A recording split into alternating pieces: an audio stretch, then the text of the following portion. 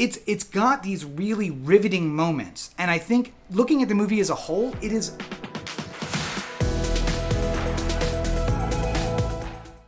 Thank you for joining me for yet another episode of the Everyman Movie Review. This week we are going to be talking about The Night Clerk, a movie starring Tye Sheridan, who is in a role that is very different than what we've seen him in before.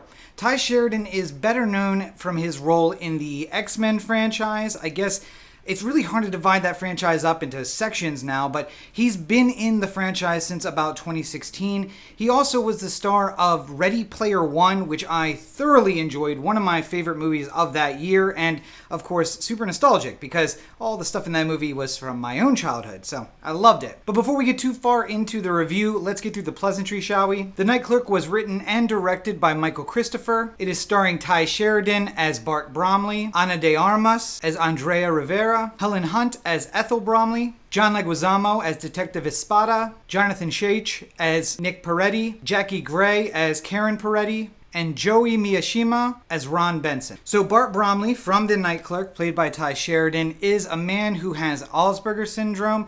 He is unable to actually kind of show his own emotions. And I don't want to get into the intricacies of Asperger's syndrome because I would not do it justice. Despite kind of understanding it, I'm not sure that I could actually very well describe it. And maybe that means, according to Einstein, that I don't understand it that well. But nonetheless, as it displays in Tye Sheridan's character, he has a hard time connecting with people. He isn't great in social situations. And in order to combat that, I mean, he's also highly functioning. So although he lives at home with his mom in the basement, that's kind of a separate area, or that's what we boys tell ourselves when we're still living with our parents. He also has a job. He works as the night clerk of a hotel chain. But in order to make himself even more highly functioning, he actually secretly records people and then watches those videos, not for perverse reasons, although I'm not sure that it would even occur to him to use them for perverse reasons, but instead because he wants to see people when they're by themselves or in small private groups, because that is where you really get to see the emotion. That's where the emotionality comes out. And when he wants to understand people, he's looking at other human beings as if they're kind of a scientific study. And maybe if he understands them better, he can actually do what they do and try to mimic it better, or maybe even change himself to be more like them. And it's very self-aware. I mean, the character of Bart is kind of self-aware of, this is me, these are my limitations. He tells people about his limitations, including Andrea, played by Ana de Armas. When they first meet, she realizes that he's on the spectrum and still flirts with him. And it was a little uncomfortable because I wasn't sure whether or not she was flirting with him because she realized he was on the spectrum and just kind of leading him on, or whether she was just kind of like, oh, well, you know, I know I'm going to have to take some special care, but I think he's cute and I'm still going to flirt with him. And I'm not sure, even throughout, after now finishing it, whether or not I feel comfortable with that whole situation. Even before he meets Andrea, what happens is he checks in a woman named Karen to her room, and it's a room that has cameras in it, and he sees on video later, because he has to collect those, he doesn't have it streaming somewhere, he collects the videos later, and he sees her get assaulted by someone with a certain tattoo, and then get murdered. And when he realizes that, he goes rushing back to the hotel, and the police actually find him in the hotel. He discovers the body. He makes up a story about going to stop and get ice cream and then realizing he didn't have his wallet and going back to work and then hearing something and going and finding the body. But Detective Espada, played by John Leguizamo, doesn't believe him. And here's the thing about people with Asperger's, or people on the spectrum at all. Some of them are really good liars because there's something about lying that the act of lying and knowing that you are lying gives it away through tics or the way your voice is or looking the wrong direction or any number of things. But people on the spectrum are either really good liars because they don't care about lying and so they don't have those tics or those vocal fry, or they're really bad liars because they look at it as, now I am telling you an untruth and I'm trying to act like someone who is telling a lie, and it's even more obvious. Or act like someone who is not lying and telling the truth, and it's even more obvious that they're lying. And for Bart, he is one of the latter, and Leguizamo can tell, or Detective Espada can tell from the beginning that he's lying. But after his initial investigation, he doesn't think that Bart's involved. He just thinks that something funny is going on there, and he makes it known to the manager of the hotel. They shortly thereafter transfer him to a new hotel, and that's where he meets Andrea, and they begin this weird kind of romance that is not a romance, because I think people who know people on the spectrum, or those who are on the spectrum themselves, would tell you that like romance is difficult. There's an entire show on Netflix called Love on the Spectrum, and I sat through one episode and I could not sit through more of it. People who I am friends with, people who I usually watch stuff with, enjoyed the entire thing, and they thought it was cute because of the way that love developed, but I just felt like they were making fun of people the entire time, and we are making entertainment value from these people who are struggling to do things that we do so easily. And maybe that's hypocritical of me. It probably is, because so much entertainment is just about making fun of people for normal day things. I watch a lot of fail videos on YouTube, also with those same friends, and I enjoy those greatly, but I don't enjoy watching kind of very cringy and stuff that makes me feel off-put, because I'm watching a couple who clearly have emotions and feelings about each other but not be able to express them very well because of just them, because of how they are. And I understand the documentary proceedings and like you don't interfere, but like honestly, we wouldn't have an episode if I went up and said, hey, she likes you too, it's okay, just go talk. And they could have done that and made their lives a lot easier, but that's not entertaining, and then we don't have an episode. So instead we're watching people suffer.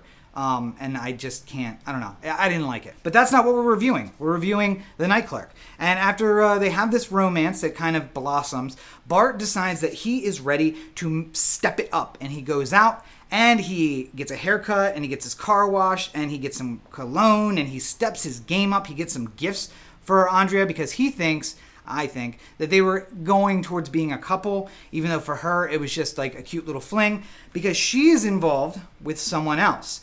And she's involved with a married someone else. So she has that mentality of, I know that this can never be anything more, but I'm enjoying it for what it's worth. And then if I go flirt with Bart or somebody like Bart on the side, he can't get mad because he's married. And Bart does what he kind of usually does at his new hotel, the same as his old hotel, and that's install cameras in the room where Andrea is. And that's where this also takes like a weird... If he was different, I would be like, oh, he's installing cameras there specifically because he wants to see her in her most intimate moments. But in reality, I think that it's because he wants to be better at dealing with her, which is not better.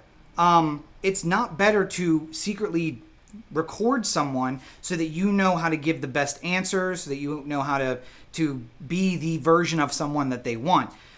I do want to make that clear. Not that he doesn't know better. Maybe he should know better, but he didn't. On those cameras, he sees Nick. Nick is Andrea's boyfriend, and he recognizes Nick. And that's as far as I can go without giving too much of this movie away. So I am going to go ahead and say, if you don't want to hear the spoilers, cut down to the time down below. We'll come around at the end, and I'll give you my overall thoughts and a review. And my recommendations on this movie. But go now, because the spoilers are about to start right here. So here we are. It's just spoiler people, and I'm going to give people a couple seconds to get out because I'm going to tell you Nick is the person who murdered the woman in the other hotel where Bart was working. Karen was his wife, and he murdered his wife, and now he's here with Andrea, and Bart is, of course, afraid that he is going to hurt Andrea the same way that he hurt the woman in the other hotel, Karen. But he doesn't know that that's his wife and that this is their whole love triangle or anything else. So once he sees Nick in the room and sees him hit Andrea, rushes back to the hotel. He passes Nick in the hallway right outside of the room, and Nick recognizes him. He recognizes Nick. Everybody knows what's going on. Nick also recognizes that this Bart guy is the guy that Andrea was talking to me about. He's the one who knows about the murder, and he saw somebody. So then this subplot or kind of anti-plot starts to develop where Nick convinces Andrea to get all the information that Bart has, including the videos, once Bart reveals the videos and their existence. And Andrea's the initial reaction is horror, and she kicks him out. But then Nick says, you got to go back in, you got to get those videos, because there's videos of me at the other hotel, and we can't be together if I'm in jail and I murdered her, so we could be together, which isn't true. It's never true. And just a side note to all the women who are like waiting for some guy to leave their wife and come, they're not going to. They're not going to do it. an escape for them to come. I don't judge you. I don't judge anyone for their decisions, but I'm just telling you, they're never going to leave their wife. That's clear. And they might murder their wife, and they might bring you into that murder, but eventually they'll get rid of you too, or they'll run off without you and leave you there to hold the bag. But in any event, personal decisions. Do what you want. So Andrea regains and restarts her seduction. She eventually gets Bart to take her home, and they have one fantastic night together. And then Bart wakes up in the morning to find that all of the hard drives with the videos are gone. All of the SD cards from the recordings are there, as well as the gun that was used to kill Karen. So now Espada thinks something's involved. He doesn't think he's the murderer, but he's got all the evidence that he would be the murderer. And when Bart awakes, he also realizes that the police are on their way in. So not only did Andrea take everything that would defend him, but she left all of the evidence that shows his guilt and then called the police. So when the police actually get into the residence, they realize that Bart is gone, but all this stuff is there, and there's a letter for Detective Espada. And the next thing we see is a car being pulled over. And of course, everyone will probably think that it is Bart being pulled over for the murder, but whatever he wrote in that letter to Detective Espada must have convinced him, because Nick and Andrea are arrested, and we close out the movie seeing Bart in a mall somewhere, walking around, which was very nostalgic for me. I'm just missing walking around in a mall, no mask and everyone around me. But walking around a mall and practicing the things that he's seen in his videos, like how to interact with people. And sometimes he's practicing to himself. Sometimes he is actually talking to people and interacting with them.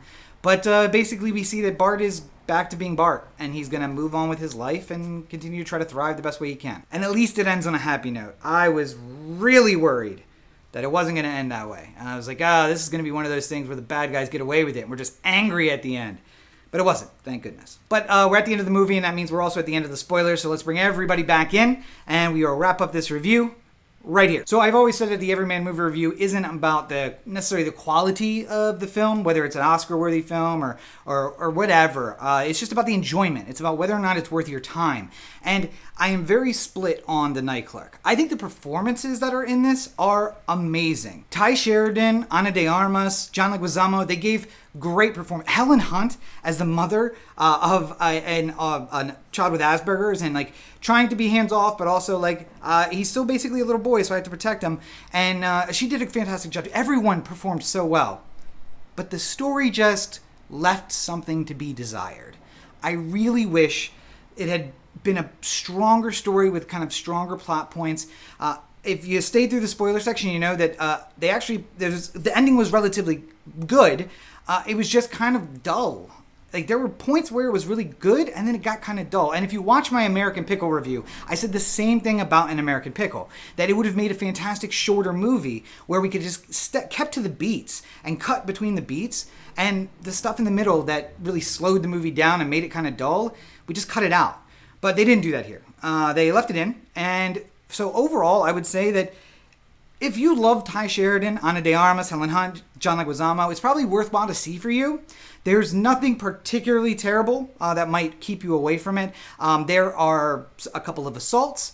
There is the implication of domestic violence and a murder, including a gunshot. There are several gunshots, but you don't actually see any of the violence. It's all just kind of inferred. We infer that Karen is being beaten by her husband, Nick, and that has probably continued for a while. The same with Andrea, that she's having the same violence at the hand of Nick, who is also a police officer, I want to say.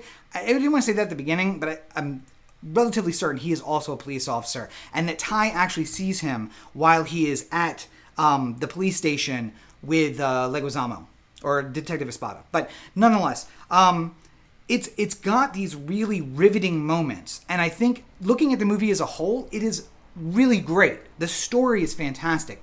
There are moments where you get really bored and it lulls in between them. And there are some people who just check out at that point and they don't want to waste their time on that kind of movie. All that being said, it's got a runtime of 90 minutes, so it's an hour and a half, and it really did kind of fly by. I didn't notice it. You notice the dull parts. You notice the lulls. And I am all for a movie that uses those in the right way. There are times where it's just Tye Sheridan as Bart talking to himself. And I don't count that as a lull. I don't count that as boring because we are getting in the head of this character. But then there's just some other parts where I'm like, let's go, let go, let go, let go. But maybe they just needed to make it at least 90 minutes and had to fill somehow. I just felt like the story fell short. That being said, we're always looking for new stuff. And if you're a Tye Sheridan fan, this is something completely different than you've seen anything like him in before. I also think that it does give some insight, flawed Hollywood styling, not exactly accurate, but some insight into having a person in your life who is on the spectrum and who is dealing with these issues. And basically, there's a fear, I think, from people about anything different than themselves or anything different than normal. And I think this kind of movie can help get us past that. Because although it may not be 100% accurate, it is showing someone living their life and how they're relatively normal, as long as we can get past those initial things that are off. So while I'm not super enthusiastic about it, I'm glad that I watched it, and I think that it's a good filler for time, which is kind of what we're looking for these days, right? So, it's available on streaming. Go and check it out if it sounds like it's something for you. I can't just say everybody go see it, and I'm not going to say no one go see it. You've heard the review, you've heard what I've had to say about it, and if you think it sounds like it's for you, it's probably worthwhile to spend the 90 minutes on. But if you decide to skip it, or maybe even if you do decide to watch it, make sure you're making enough time for other content in your life, like the videos we have here on the channel, more Everyman Movie reviews. We just surpassed a year of reviews, which means there is a ton of content, not only for Everyman Movie Review, but otherwise on my channel. And if you're looking for something short and concise and daily, I got that for you too. Rob Explains podcast. It's available at anchor.fm and anywhere you get your podcasts. And it'll be in video form on YouTube as well, where we'll take an entire week of episodes and make a long form video so you can kind of consume it that way if you'd prefer. But thank you for checking out this episode, keeping up our pace of 2 episodes per week. And as I explained in the last episode, the running theme for the next few episodes is actors who we know and we love in roles that are totally different than those roles that we know and love them from. So look forward to the next episode that's going to be coming in just a few days. But until then, take care of yourselves and each other. Have a great week.